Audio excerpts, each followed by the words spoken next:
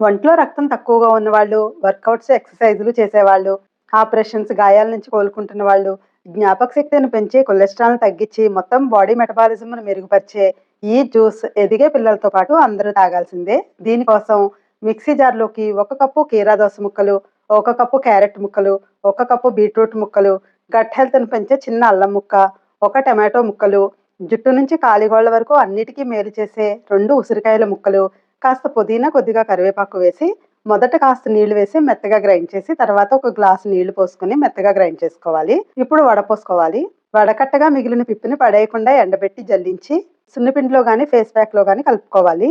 ఇప్పుడు దీనిలో ఒక పావు టీ స్పూన్ బ్లాక్ సాల్ట్, ఒక స్పూన్ తేనె, 300 వ్యాధులను నయం చేయగలిగే ములగాకు పొడి కొద్దిగా వేసి బాగా కలుపుకోవాలి.